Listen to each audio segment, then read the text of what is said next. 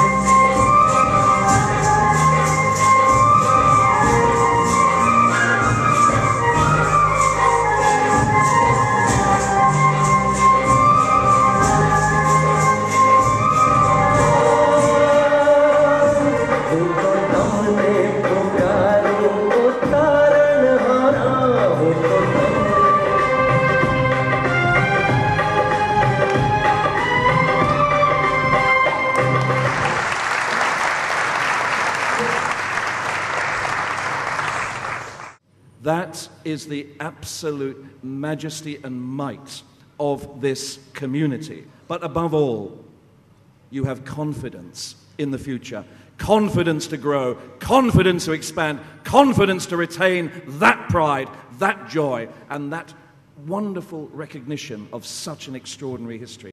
They were fueled by ambition, but above all, they had the 5 volumes of the great scriptures, of the Vachanamrut.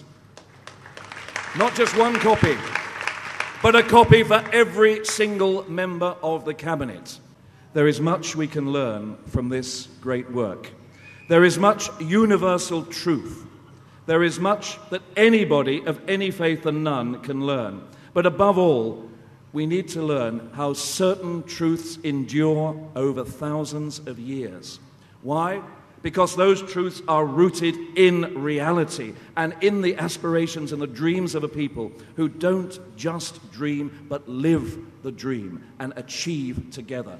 So when I carry one of those across to every member of the cabinet, though I think Lord Mandelson will probably send his personal Rolls Royce for his copy, but we'll deliver them to the rest of them, they will be better for reading it. I hope that on the event that we have in the House of Commons to mark not just the auspicious publication of the scriptures, but also Swamiji's presence in the UK. The 13th of July in the House of Commons is part of the celebration, not just of the publication of scripture, but for all that the community have done. It is a great honour that you bestowed upon myself and my wife this evening, and on her behalf and on mine, I thank you heartily.